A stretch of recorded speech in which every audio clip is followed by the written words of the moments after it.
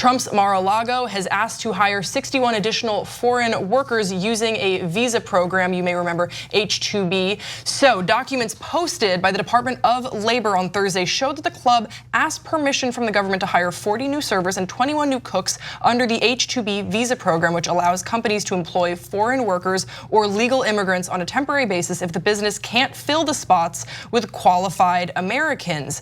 Last year, the Department of Homeland Security and soon after Trump properties re-increased the cap on H-2B visa requests, approval to hire dozens of workers. Now, I know what you're thinking. This seems to directly contradict Trump's America First what is it, policy or just slogan? Vague slogan, and it does, it certainly does. Since Trump declared his candidacy in 2015, Trump-owned or branded businesses have sought to employ more than 400 foreign guest workers under the H-2B visa, with the Mar-a-Lago club alone accounting for at least 264 of those workers. So I think we can agree that this does go against the American First mentality. So why is he doing this? Does he not care? He said that he tried very, very hard to hire Americans and that it just didn't work out, and that's the summer surge. What's going on here? It goes back to that quote you just said. He said it could be, quote, very, very hard during Florida's busy fall and winter months. And he went on to say, you know why they're doing that? They can't get people, George. They can't get people who are willing to sacrifice their holidays to do this. So they have to find people who are very determined to provide for themselves, maybe their family, maybe escape a terrible situation. If it's, you know, who else is going to sacrifice their holiday? People who have to. Right. Yep, absolutely. And you know what? Make America great again. Bring back slavery, indentured servitude.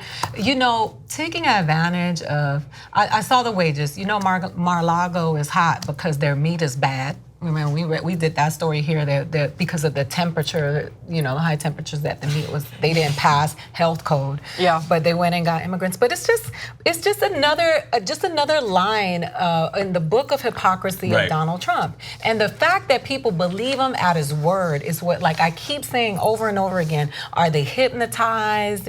Is there a serum that's in the water? There's something pouring in the water. How is it that you yourself can visibly, you can spot the lies? A child can say, this guy keeps contradicting himself here. He said this about abortion, then he said this about abortion. He said this, he said this. It's like ongoing, and we're normalizing it. It's because it's like a trick. I mean, somehow the 1% or whatever Donald Trump, his constituents are, or his, you know, direct cronies, it's like convincing the working poor that another group of working poor is the reason why they're poor. Right. That's not the reason why they're poor. It's because the people who set the wages and the people who own the companies aren't helping you. They're not trickling down like they said they would. They're reinvesting in themselves. They're buying back their own stock. Use your brain. It is obviously not them.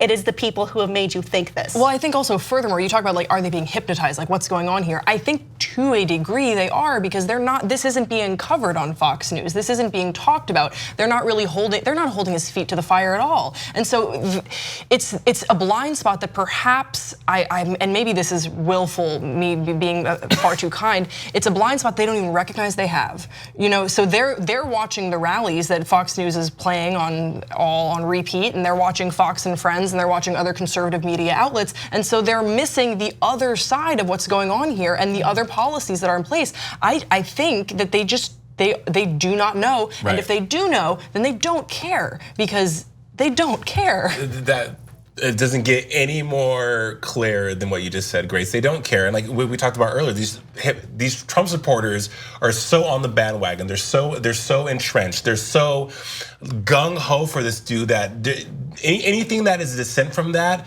is a direct threat to their apparently overall being. And that's a great point too, Grace, that it's not being covered. So blissful eye, not my backyard, right? If I don't see it, if I don't know what's happening, then it's not happening. It just hits two very ancient parts of the brain, one of which is tribalism. People want to be in a group. People want to feel like there's someone out there who has their backs, who thinks like them, that justifies their opinion on things. And then there's also the need to want easy answers. Yeah. It is a much more complicated answer, and it is being obfuscated, like you said. It's not something that can just be easily picked up and shoveled to you. So you're just, here we're seeing like a willingness to accept whatever answer you're given instead of looking deeper for truth. It seems like mass hysteria. But the other thing is that they're getting their news from Fox News, and most of the people who support Donald Trump are not going to be at Mar-a-Lago. They're not going to go there. They're not going to be a member of that country club because they're too busy trying to work and feed their families. But because they are getting their information from the source that is feeding them what they need to feed them to keep them where they are, this is going to continue to happen. And those of us who call ourselves activists, we have to openly go out and speak to those people because those are the people that we need to talk to. No, I think that's an excellent point. I think sometimes you catch yourself like, am I preaching to the choir here? Because that will not affect change. And when you think about how we can affect change, I think it is in making sure that this proliferation of information is as broad as it possibly can be. 2 easy ways to follow the Young Turks. One is hit the subscribe button down below, then you're a TYT subscriber. And second is ring the bell.